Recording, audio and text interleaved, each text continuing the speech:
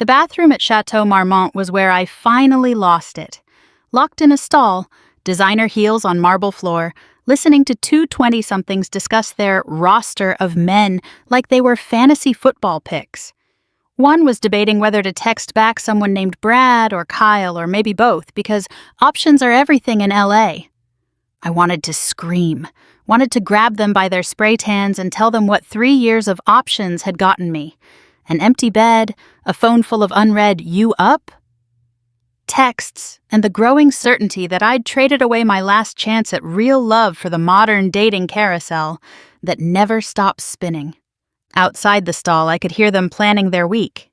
Tuesday with the producer, Thursday with the startup guy, Saturday left open because you never know what might come up. They sounded so confident, so sure this was winning. I knew because I used to sound exactly like them. My phone buzzed. Another message on Hinge from someone whose profile said, "Not looking for anything serious." At 34, after 3 years of this, those words made me want to throw my phone into the Pacific, but I couldn't afford a new one, so I just deleted the app. Again. For probably the 15th time. It hadn't always been like this. 3 years ago, I'd had something real. Something I'd thrown away because I'd convinced myself I was settling. Ryan. Even thinking his name felt like pressing on a bruise. We'd been together for 4 years. Met at a friend's birthday party in Manhattan Beach, back when I still believed in things like fate and soulmates. He was an architect, steady and thoughtful, the kind of man who remembered your coffee order and actually listened when you talked about your day. But steady had felt boring at 31. His Friday night ideal was cooking dinner together and watching a movie. Mine had become wondering what else was out there, who else was out there. Los Angeles was full of possibilities. Actors, musicians, entrepreneurs, athletes. Why settle for an architect who wore the same 3 button-downs to work? "I think we should take a break," I'd told him one Sunday morning over breakfast at our apartment in Culver City. "I need to figure out who I am outside of this relationship." He'd set down his coffee mug so carefully, like if he moved too fast, the fragile thing between us might shatter. "Is there someone else?" "No," I'd lied. There wasn't someone specific, just the idea of someone.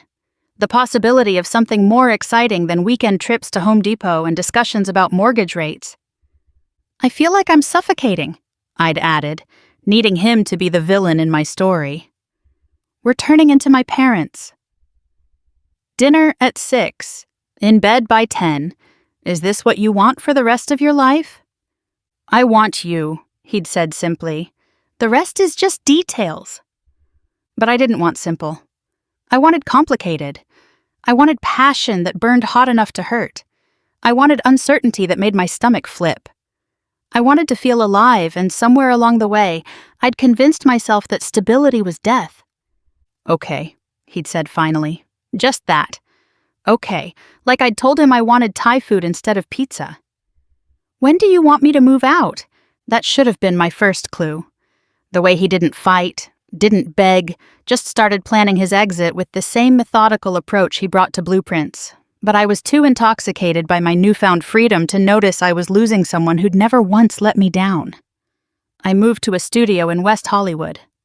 Closer to the action, I told myself. Closer to the life I was supposed to be living. Downloaded all the apps. Bumble, Hinge, Tinder, Raya when I finally got approved. New photos taken by a friend who knew all about angles and lighting. Bio that suggested I was looking for adventure and seeing where things go. The first few months felt like vindication. Dates every night if I wanted them. Messages from men who looked like they'd stepped out of magazines. Rooftop bars and gallery openings and parties in the hills where everyone was somebody or trying to be somebody. Jake was first. A photographer who shot campaigns for major brands and had abs you could see through his intentionally distressed t-shirt. Our chemistry was immediate, electric. We spent a week in a haze of expensive dinners and his loft downtown, and mornings where he'd photograph me in his sheets like I was art. Then he matched with someone else on Raya, a model from Brazil who had more followers and fewer opinions. He didn't technically dump me. We weren't technically together. Just stopped responding to texts. Our week of passion reduced to a series of increasingly desperate messages from me left on read, sitting there under his name. Next came Tyler, a venture capitalist who talked about disrupting industries between lines of cocaine at house parties in the hills. Then Dominic, who produced music for people I'd heard of and lived in a glass house in Malibu where clothing seemed optional. Then Carter, who did something with cryptocurrency I never understood and ghosted me after 2 months because his ex had decided she wanted him back. Each one followed the same pattern. Intense initial chemistry, a few weeks or months of passion without purpose, the inevitable fade when something newer or shinier caught their attention. "You're being too picky," my friend Mara said one night at a wine bar in Los Feliz. She'd been married for 5 years to a man she'd met on Match.com. "You need to give nice guys a chance." So I tried. Matched with Daniel, an accountant from Pasadena who brought flowers on our first date and texted when he said he would. We went to dinner at normal restaurants where entrees cost less than $50. He asked about my family, remembered my answers, made plans in advance. I was bored out of my mind. Where was the excitement, the uncertainty, the chemical rush of not knowing if he'd text back? Dating him felt like being on a train when I wanted to be on a roller coaster. After 6 weeks, I told him I wasn't feeling a connection. He took it well, wished me luck, probably went home to update his profile and try again. "You sabotaged that," Mara said when I told her. "Daniel was perfect." "Perfect on paper isn't perfect in real life," I'd argued. But the truth was darker. I'd become addicted to chaos, to the push and pull of unavailable men, to the high of being chosen, however briefly, by someone with infinite options. By year 2, the patterns were set. I'd match with commitment phobes and players, convince myself this time would be different, then act shocked when they behaved exactly as advertised. The men who wanted relationships, who texted consistently and made plans and talked about the future, they bored me. Too available, too easy. Where was the challenge in someone who actually wanted to be with you? There was Nathan, the chef who owned a restaurant in Silver Lake. He cooked me a 5-course meal on our 3rd date, each dish more perfect than the last. We talked until 3 a.m. about travel and books and our families. He held my hand across the table and looked at me like I was the only person in the room. When he texted the next morning to say he'd had an amazing time and couldn't wait to see me again, I felt nothing but dread.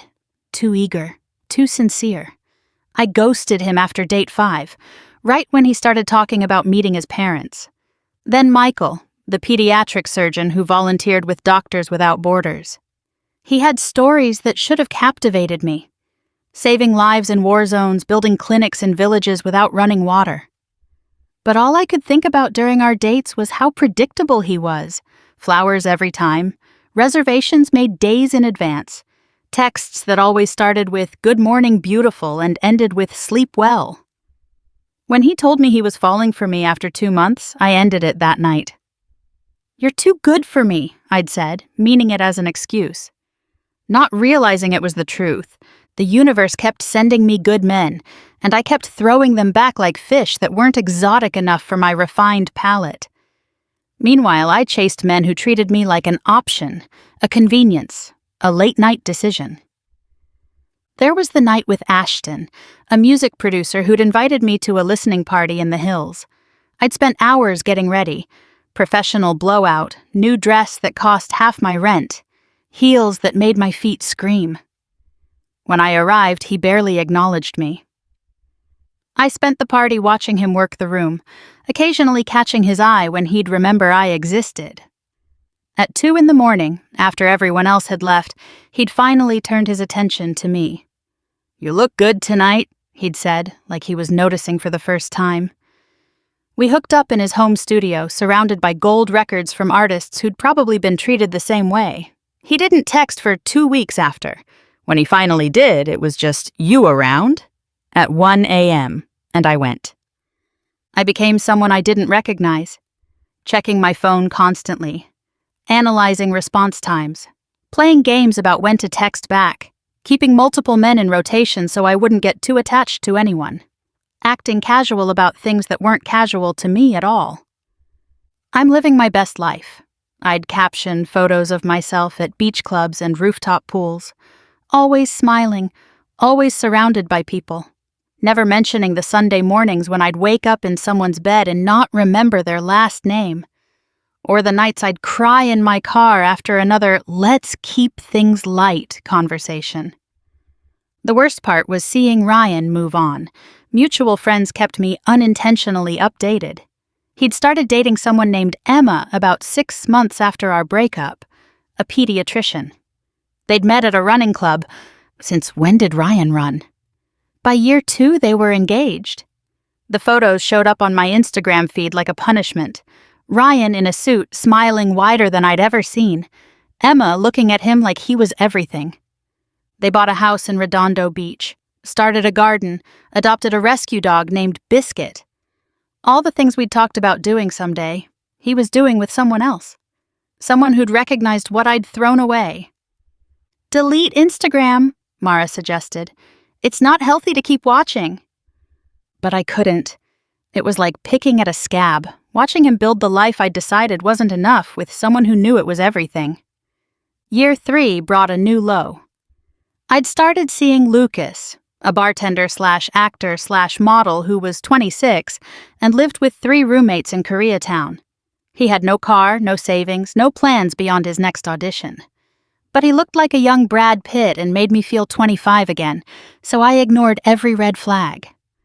The first time I drove to his place at midnight, I should have known better. His roommates were having a party. He'd forgotten to mention that. I sat on a broken futon for an hour while he did shots with people I didn't know, occasionally throwing me a wink like that was enough to keep me there. When everyone finally passed out around 3 a.m., we went to his room, a converted closet with a mattress on the floor and movie posters taped to the walls. "You're so cool about everything," he'd said afterward, which I'd learned was LA speak for "thanks for having no standards." But I kept going back. Kept driving across the city at ungodly hours, kept pretending I didn't care that he never came to my place, never took me on real dates, never introduced me as anything more than "this is, men," followed by an awkward gesture in my direction. The lowest point was his premiere. He'd gotten a non-speaking role as dead body number 3 in a straight-to-streaming horror movie.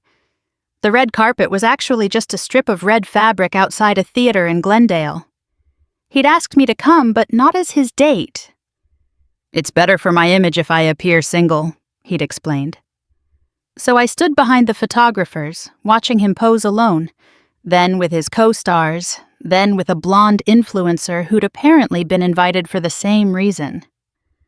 At the after-party, held in someone's backyard in Los Feliz, I watched him flirt with everyone but me. When someone asked who I was, he'd said, "Oh, she's just a friend who gave me a ride." After everything, the late-night drives, the money I'd spent on him, the pieces of my dignity I'd handed over, I was just a ride. I left without saying goodbye. He didn't text to ask where I'd gone.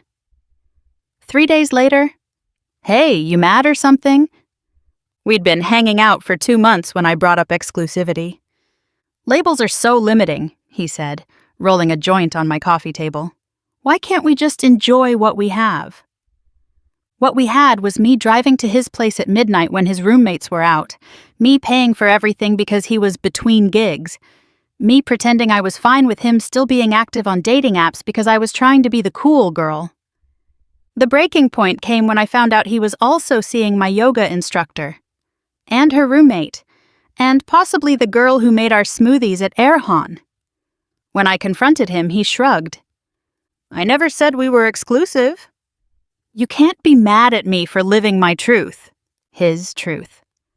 Everyone in Los Angeles had a truth that conveniently absolved them of treating people like disposable coffee cups. That night in the Chateau Marmont bathroom, after listening to those girls plan their rotation, I sat on the closed toilet seat and really looked at my life. 34 years old, 3 years of first dates that went nowhere, A trail of men who'd wanted my body but not my heart. An apartment full of expensive clothes and no one to wear them for. I thought about Ryan. Wondered if he ever thought about me. Probably not. He had Emma and Biscuit and their house with the garden. He had someone who'd chosen him fully and completely, without keeping one eye on the door for something better. My phone showed 17 matches waiting for messages. 17 possibilities that would probably lead to 17 more disappointments. 17 men who'd already indicated in their profiles they wanted something casual, fun, no strings attached. When had strings become such a bad thing? When had we all decided that connection was a weakness, that caring was clingy, that wanting someone to text you back made you needy? I opened my message thread with the last guy I'd gone out with. Parker, a DJ who'd taken me to a house party in the hills, where I'd spent the night watching him flirt with other women while I pretended not to care. Had fun last week, I typed. Would love to see you again. Are you free for actual dinner this Friday? 3 dots appeared, then disappeared, then appeared again. Hey!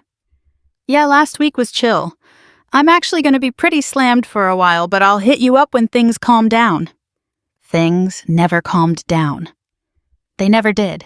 It was Los Angeles, speak for, I'm not interested, but I want to keep you as an option. I deleted his number, then Parker's, then Lucas's, then every other contact that had never progressed beyond you up, texts and last-minute hookups. My phone felt lighter, empty, a hollow piece of glass and metal that perfectly mirrored my life. Back at the bar, I ordered another martini and watched the Saturday night crowd. Everyone beautiful, everyone available, but not really. Everyone swiping and matching and planning their next conquest while the one they were with wasn't enough to hold their attention. You look like you're having a night, the bartender said. An older woman, maybe 50, with kind eyes and no wedding ring. Just realizing some things, I said. Let me guess. You're tired of the game but don't know how to stop playing. I looked at her in surprise. How did you know? She laughed. Honey, I've been serving drinks in this city for 20 years. You're not the first woman to sit at my bar with that look. Won't be the last. Does it get better? That depends. Are you willing to want something different? Really want it? Or are you just tired but still addicted to the chaos? I thought about it. Really thought about it. Was I ready to delete the apps for good? To stop chasing unavailable men?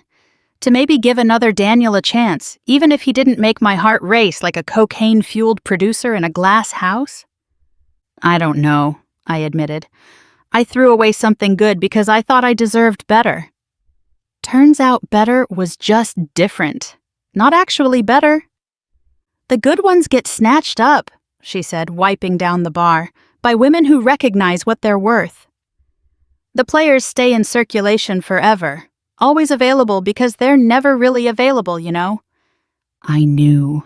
God, I knew. That night, I went home alone to my overpriced studio. Deleted all the dating apps without reinstalling them. Blocked the numbers I'd deleted so they couldn't circle back when they were bored. Sat on my bed and cried for the life I'd thrown away, and the years I'd wasted chasing ghosts. Ryan got married last month. Mara had hesitated before telling me, but I'd seen it coming. The photos were beautiful. Emma in a simple dress, Ryan looking at her like she was his whole world. The reception was at a small venue in Palos Verdes, overlooking the ocean. Intimate, real.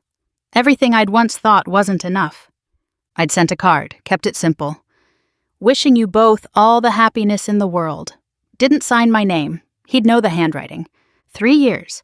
3 years of casual hookups and situationships, and men who knew exactly how to keep you hoping without ever giving you hope. 3 years of being the cool girl who didn't need labels or commitment or basic respect. 3 years of pretending this was freedom when it was really just free fall. The truth nobody tells you about casual dating is how expensive it is. Not just financially, though between the Uber rides at 2 a.m., the lingerie that got ruined in someone's dryer, and the therapy I'd eventually need, I could have put a down payment on a condo. The real cost was pieces of yourself. Each casual encounter took something, a bit of trust here, some self-respect there, the ability to be vulnerable, parceled out to men who didn't deserve it and wouldn't remember it. I thought about the woman I'd been with Ryan. Saturday mornings at the farmer's market, holding hands while we picked out vegetables for dinner. Sunday crosswords in bed, competing to see who could finish their half faster. Random Tuesday night texts. Saw this and thought of you, with a photo of something stupid that made me smile. I'd had a man who thought of me when I wasn't there, and I'd thrown him away because I wanted men who couldn't even think of me when I was right in front of them.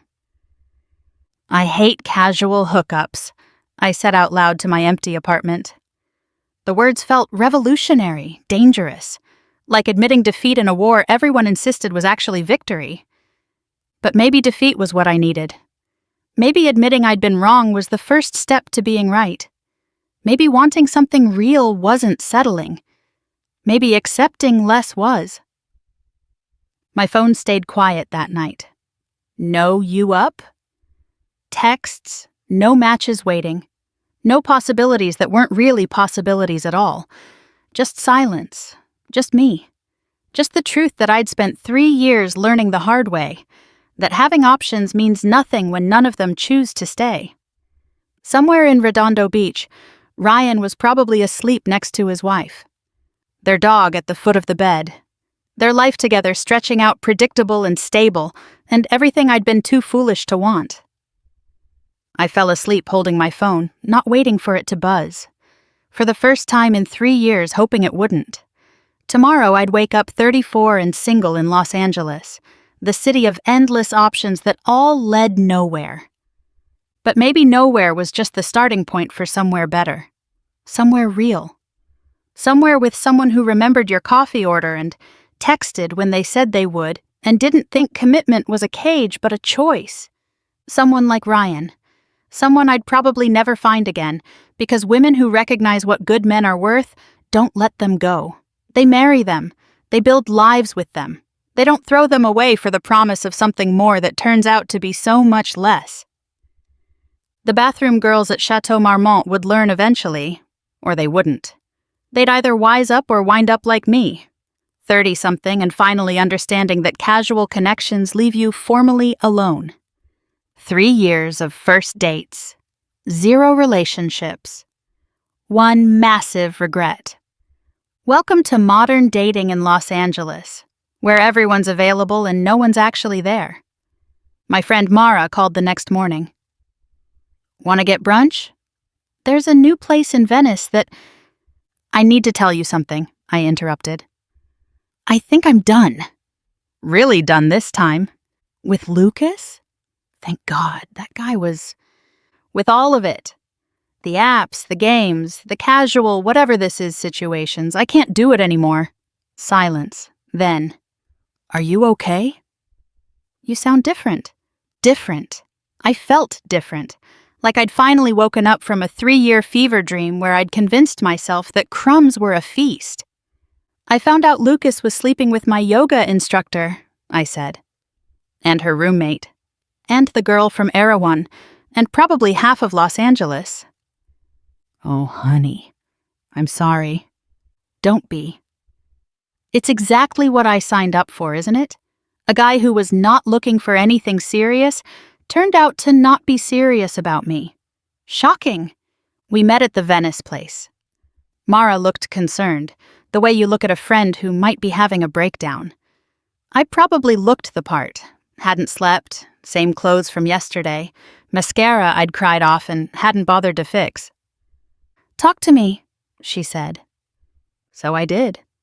Told her about the Chateau Marmont bathroom, about the 3 years of chasing unavailable men while actively rejecting available ones, about Ryan and Emma and their perfect life that I'd rejected because I'd thought perfect was boring.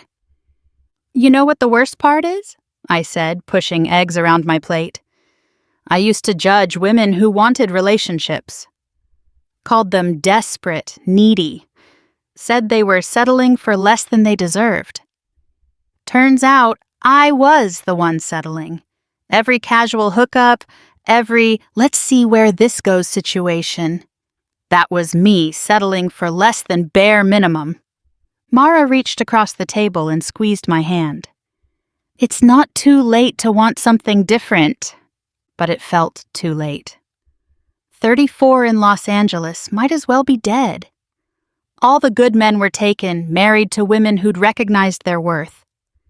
The dating pool was just the same recycled players, swimming in circles, occasionally bumping into each other before moving on to the next. Ryan invited me to the wedding, I said quietly. I didn't go, obviously. But he invited me, even after everything. That's the kind of person he is. That must have been hard. His mom texted me when they got engaged, said she was sorry things didn't work out between us, said she'd always hoped. Never mind, it doesn't matter now. But it did matter. It all mattered. Every choice I'd made, every person I'd hurt, every opportunity I'd thrown away. It all led to this moment in a Venice brunch spot, crying into overpriced avocado toast about a life I'd voluntarily destroyed. You'll find someone else, Mara said, because that's what friends say. But I knew the truth. I'd find someone, probably. Some divorced guy with baggage and kids who saw me as a good enough option. Or another eternal bachelor who'd keep me at arm's length while staying active on apps. Or maybe I'd just stay alone, getting another cat every year until I became a cautionary tale told at dinner parties. Remember my friend who dumped a great guy to date around LA, they'd say? Yeah, she's still single, has like 6 cats now. The check came to $47 for eggs and regret. I paid it without blinking. What was money compared to everything else I'd wasted? That afternoon, I drove past the apartment Ryan and I had shared in Culver City. New people lived there now. There was a different doormat, kids' toys visible through the window. Someone else's life in the space where ours had been. I thought about knocking, introducing myself, warning them, whatever you have in there, don't throw it away. Don't convince yourself you deserve better. Don't leave searching for more. This is it. This is everything. This is what you're looking for. But crazy ex-girlfriends don't get to give advice. They just get to drive away and live with their choices. 3 years of first dates, hundreds of matches, dozens of almosts, 0 relationships. And one man who'd loved me completely, now married to someone else, living the life I'd been offered and refused. The universe had tried to give me everything. I'd insisted on nothing instead. And nothing, it turns out, is exactly what I got.